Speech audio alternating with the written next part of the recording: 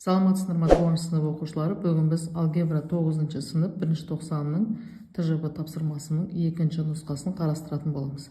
Оқушылар, 1 тапсырмада теңдеулер жүйесін шешіңіз.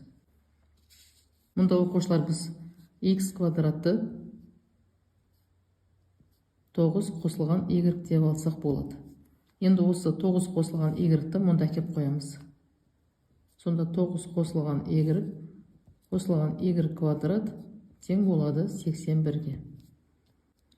Енді оқушылар осыны квадрат теңдеу түріне келтіретін болсақ, y квадрат қосылған y минус 72 тең болады 0-ге.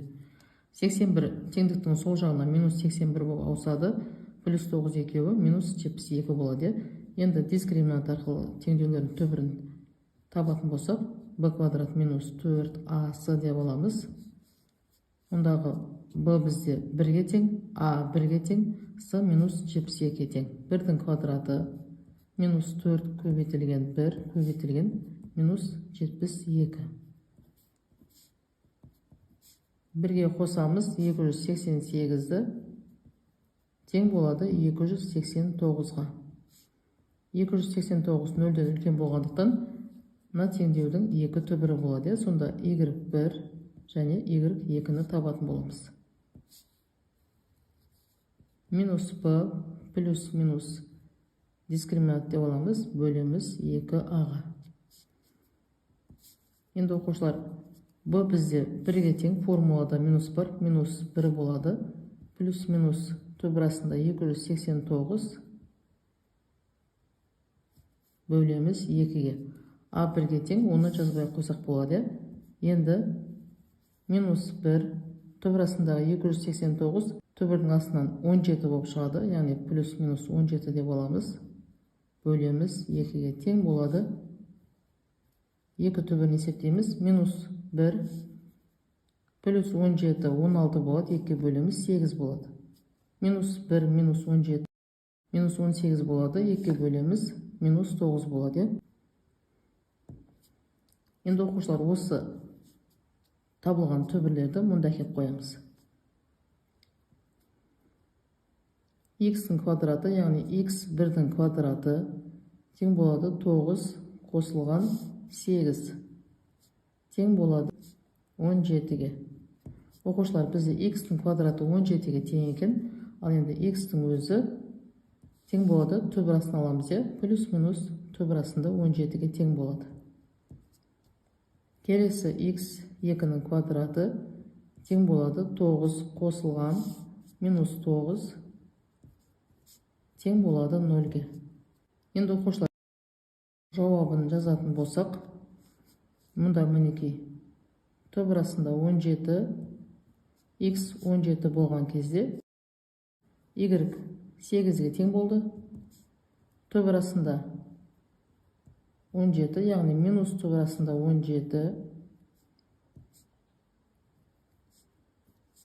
y 8-ге тең, және соңғы үшінші түбір x 0 болған кезде y минус 9 болды. Мінекей теңдеулер жүйесінің осындай жұптан құралған жауабы бар екен. Енді келесі оқушылар, 2-ші тапсырмада есепті теңдеулер жүйесін құрып шығарыңыз.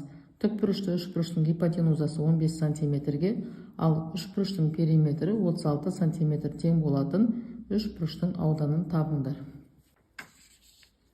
Оқушылар, бізде осы тікбұрышты үшбұрыш берілетін болса, осы тікбұрышты жасап тұрған қабырғаларды катеттері деп аламыз, ал осы тікбұрышты қарамаға шыққан қабырғаны гипотенуза деп аламыз. Енді бізде гипотенузасы 15 сантиметрге тең дейді. Ал периметрі, тікбұрышты үшбұрыштың периметрін табу үшін өздерің білесіңдер, барлық қабырғаларын қосамыз, яғни А-ны, Б-ны және С-ны қосамыз, және оның мәні бізде 36 сантиметрге тең екен. Енді бізге тап дейді тікбұрышты үшбұрыштың ауданын.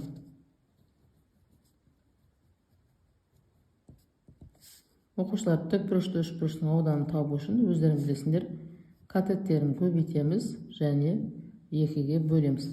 Ал бізде катеттер белгісіз, катеттерін табу үшін есепті теңдеулер жүйесін құру арқылы шешеміз, яғни катеттерінің мәнін табамыз. Енді бізде с тең 15-ке, яғни Пифагор теоремасын қолданамыз. С квадрат тең болады а квадрат қосылған б квадрат деген Пифагор теоремасын қолданамыз. Енді а квадрат қосылған б квадрат тең болады с-ның квадраты, яғни 15-дің квадраты. Енді біз а мен б-ны қосамыз, және ол тең болады 36-тан азайтамыз с-ның мәнін. А мен б-ның қосындысы тең болады периметрден гипотенузаның азайтқандағы мәніне. Енді мінекей теңдеулер жүйесін құрып алдық. Енді осыдан ары қарай реттеп алайық. А квадрат қосылған б квадрат тең болады 15-дің квадратына, яғни 225-ге. Ал а мен б-ның қосындысы тең болады 21-ге. Енді а тең болады 21 азайтылған б-ға. Енді осы 21 азайтылған б-ны мұнда кеп қоямыз. 21 азайтылған б-ның квадраты қосылған б квадрат тең болады 225-ге. Екі өрнектің айырымының квадраты деген формулаға саламыз, яғни жақшаны ашу керек. Қысқаша көбейту формуласын пайдаланып жақшаны ашамыз. 21-дің квадраты оқушылар бізде 441 болады. 441 минус 2 еселенген бірінші және екінші өрнектің көбейтіндісі 42 б болады. Қосылған б квадрат қосамыз б квадратты 225-ті теңдіктің сол жағына қарама-қарсы таңбамен ауыстырып алайық. Сонда 225 болады. Минус 225 тең болады 0-ге. Енді б квадраттан 2 екен, 2 б квадрат деп аламыз.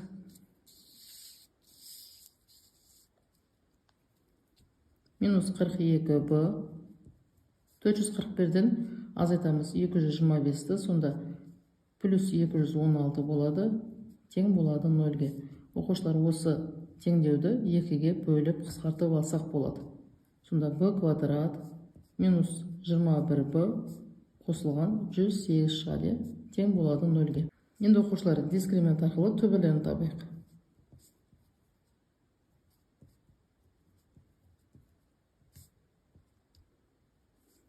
Б бізде минус 21-ге тең, а 1-ге тең, с 108-ге тең. Минус 21-дің квадраты минус 4 көбейтілген 1 көбейтілген 108. 21-дің квадраты 441, азайтамыз 432-ні, көбейткен кезде 432 болады, тең болады 9-ға. 9 бізде 0-ден үлкен, енді бізде 2 түбірі табылады екен, b1 және b2. Оқушылар, сендер мұндағы b, мұндағы a деген орнына сендер x, y деп қойсаңдар болады. Өйткені мұнда мінеке формуладағы b мен шыдаспас үшін x, y деп алсаңдар да болады. Минус b плюс минус d бөлінген 2a. Минус b-ның орнына біз плюс 21 деп аламыз. Формулада минус деген таңба бар. Плюс минус түбірасында 9. Бөлеміз 2-ге тең болады 21 плюс минус 3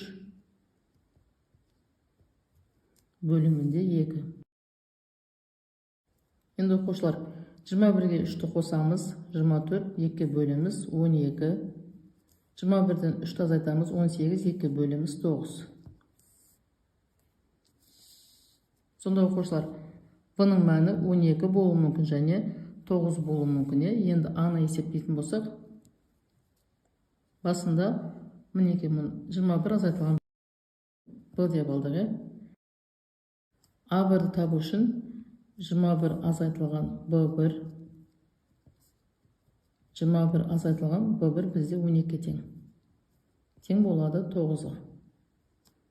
Енді a2-ні табатын болсақ, 21 азайтылған b2 тең болады 21 азайтылған мінеке b2 бізде 9-ға тең. Тең болады 12-ге.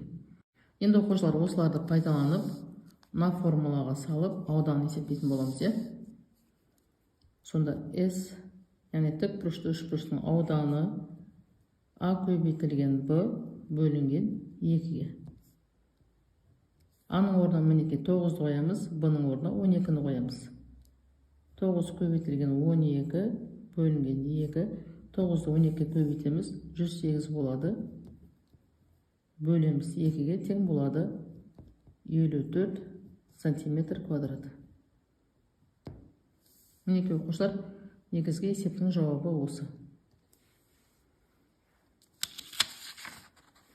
Оқушылар, келесі үшінші тапсырма теңсіздіктер жүйесінің шешімдері болатын нүктелер жиынын координаталар жазықтығына кескіндеңдер. Оқушылар, бізге мынандай екі теңсіздік берілген. Осыларды біз координаталар жазықтығына кескіндеуіміз керек. Ол үшін біз берілген теңсіздіктерді функция түріне келтіреміз, таблица құрастырып, ары қарай графигін сызатын боламыз. Оқушылар, мінеке берілген теңсіздікті осындай теңсіздің орнына тең белгісін қойып функция түріне келтіреміз. Енді x-ің орнына сандарды қойып есептейік. -2, -1, 0, 1, 2-ні аламыз. Ал мұнда төбірасына шығатын сандарды қоямыз. Енді оқушылар, мұнда -2-ні қойған кезде 4 болады. 4 пен 2 қысқарады, 2 болады. 2-ден 2-ні азайтамыз, 0 болады. -1-ді қойған кезде -1,5 болады.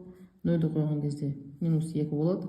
1-ді қойған кезде қайттан -1,5 болады. 2-ні қойған кезде 0 болады. Енді мұнда төбірасына шығатын сандарды қоямыз дедік. 0-ді қоямыз, 1-ді, 4-ді және 9-ді қоямыз. 0-ді қойған кезде 0 болады. 1-ді қойған кезде -2 болады. 4-ді қойған кезде 2 болып шығады. 2 көбейтіледі, -4 болады.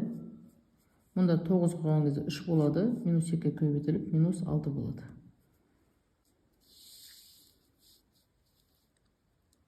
Енді оқушылар осыларды пайдаланып графигін сызайық. -2-де 0, -2-де 0, -1-де -1,5. Мінеке мұнда 0-де -2, +1-де -1,5, 2-де 0.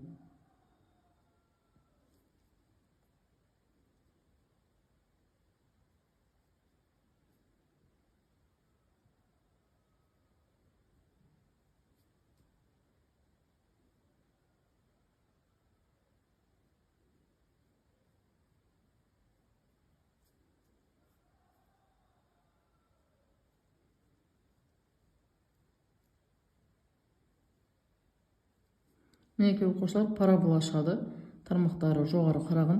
Енді келесі функцияның графигін 0-де 0, 1-де -2, 4-де -4, 9-да -6.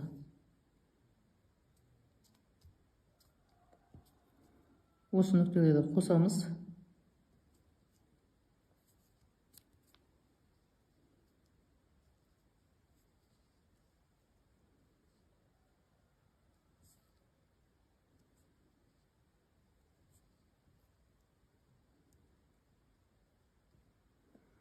Оқушылар, өздерін көріп отырғандай, мінеке мына екі функцияның графиктері мұнда 4-ші ширекте көбірек орналасқан, яғни екінші функцияның графигі 4-ші ширекте орналасқандықтан, осы 4-ші ширектегі мәндерді мұнда қойып тексереміз. Мысалға, оқушыларына параболаның сыртында жатқан, яғни мынау аймақта жатқан нүктелерді алсақ болады, немесе екеуіне қатысты мынау параболаның ішіндегі нүктені алсақ болады. Мысалға, мұндағы 1-де -1 деген нүктені алатын болсақ, сонда бізде мұнда қоямыз. -1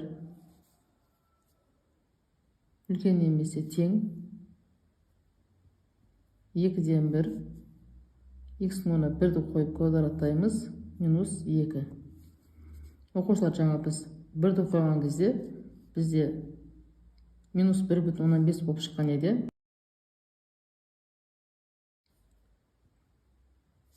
Біз 1-ді қойған кезде -1,5, мұнда -1 болып тұр, мінеке. Оқушылар, шын мәнісінде мысалға -1,5-тен -1 үлкен болады. Енді мұнда кеп қояқшы, екінші теңсіздікке -1 болу керек.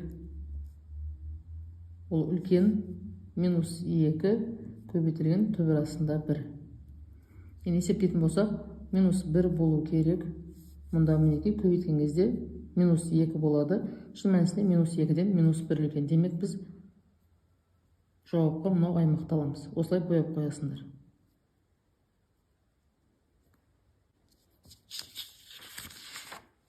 Ал енді оқушылар 4-ші тапсырмада 2 минус x-тің 4 дәрежесі жіктелуінің x квадрат коэффициентін табыңдар дейді. Оқушылар ол үшін Ньютон биномын қолданамыз, және мұнда біз терулердің формуласын қолданатын боламыз. Минус 4 дәреже, 4 дәрежені екеуі, енді 2 болғанда екеуінде квадраттаймыз, 2-нің квадраты көбейтілген x-тің квадраты. Минус терулердің формуласы бойынша 4 факториал, 2 факториал, 4 азайтылған 2 факториал деп аламыз. 2-нің квадраттаймыз 4 болады, x-тің квадраты x квадрат болады. Енді мұнда минус 4 факториалды мұндағы 2 факториал қысқаратында етіп, 2 факториал көбейтілген 3 көбейтілген 4 деп аламыз. 2 факториал мұнда тағы 2 факториал шығады. Көбейтеміз 4x квадратты. Мына екеуі қысқарады. Минус 12 болады. 12-ні 2 факториал бізде 2 тең болады. 12-ні 2-ге бөлетін болсақ 6 болады. 6-ны 4-ге көбейтеміз. Сонда минус 24x квадрат болады. Оқушылар бізден сұрап тұр x квадраттың коэффициентін. Сонда бізде коэффициенті тең болады минус 24-ге.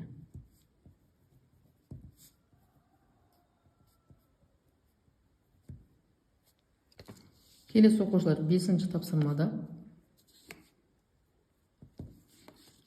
52.018 неше әртүрлі сандар құрастыруға болады, егер цифрларын орнын ауыстырсақ дейді. Оқушылар, мұнда біз алмастыруды пайдаланамыз. Сонда P5 деп аламыз, яғни 5 рет алмастыра аламыз, және 5 рет алмастырған кезде бізде орнында 4 орын алмастырылмай қалады. Сонда біз 4 алмастыруды азайтамыз.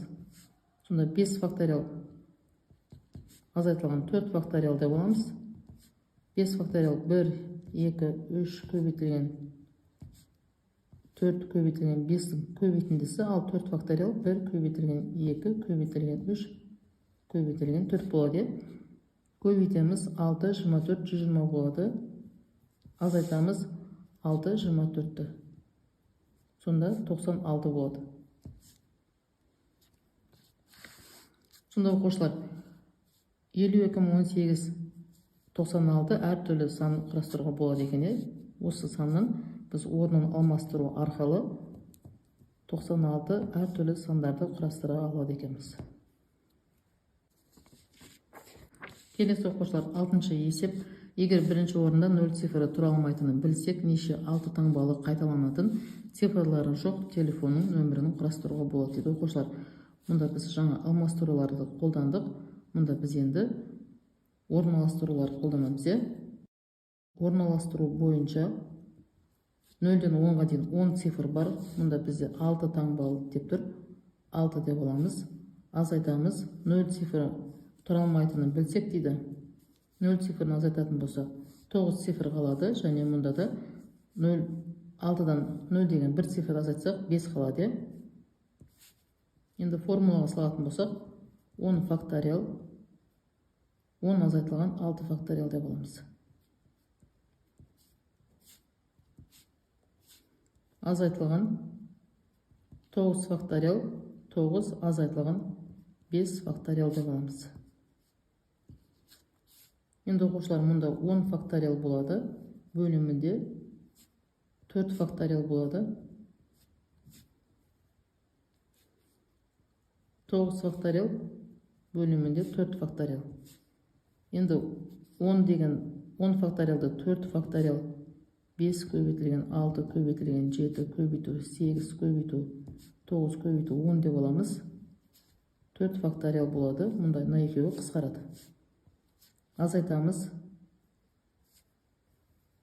9 факториалдың ішіндегі 4 факториал мына санмен қысқаратындай етіп 4 факториал жазамыз. Одан кейінгі сан 5, 6, 7 және 8 9 сандарының көбейтіндісі. Мұнда да 4 фактория мен 4 факториялы қысқартамыз. Сонда оқушылар 5, 6, 7, 8, 9, 10-ды көбейтеміз. 151.200 болады. Мұнда да дәл сол сандар, тек қана 10 жоқ. Сонда 1-0 қысартсақ 15.120 болады. Екеуін азайтамыз, сонда 136.080 болады. Сонда оқушылар, бізде неше 6 таңбалы 136.080 6 таңбалы цифрлары жоқ телефон нөмірін қарастыруға болады екен.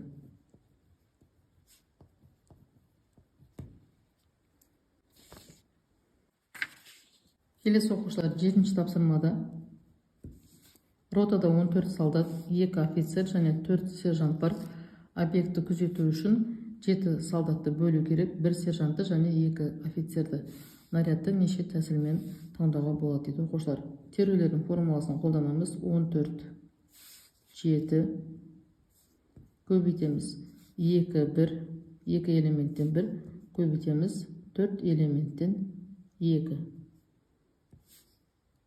Терулердің формуласын салатын болсақ, 14 факториал 7 факториал 14 азайтылған 7 факториал болады.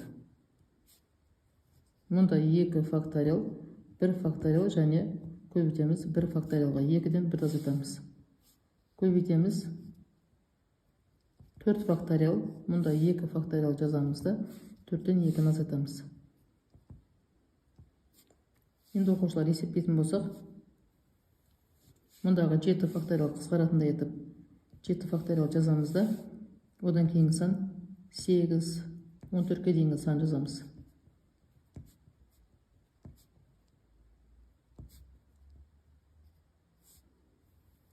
Мұнда 7 факториалдың өзін түсіреміз.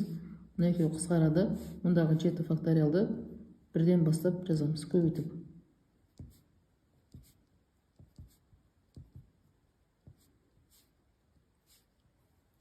Енді мұнда 2 факториал 2 болады, 1 факториалдар 1 болады, көбейтеміз. 2 факториал деп аламыз да, одан кейінгі сан 3 көбейтілген 4. 2 факториалдың өзін жазып, мына екеуі қысқарады, 2 факториал 2-ге тең болады. Енді оқушылар, мынау 2 мен мына 2 қысқарады. Мына 3 пен 4-тің көбейтіндісі мұндағы 3 пен 4-тің көбейтіндісімен қысқарады. Мұндағы 2 мен 5-тің көбейтіндісі мұндағы 10 мен қысқарады. Сонда 8 мен 9-тың көбейтіндісі 72 болады. Мұндағы 11 деген сан ешқандай санмен қысқармайды. 11-дің өзін жазып аламыз.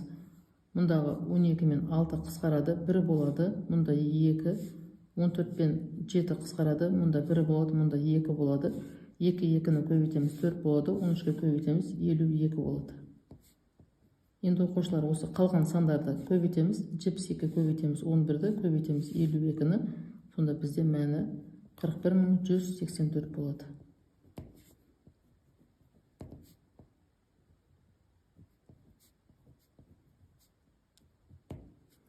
Сонда оқушылар, нарядты 41.184 тәсілмен таңдауға болады екен. Оқушылар, бүгінгі тжб-ны талдау сабағым осымен аяқталды. Егер түсінбеген сұрақтарың болса, комментарийға жазып сұрасаңдар болады. Сау болыңдар.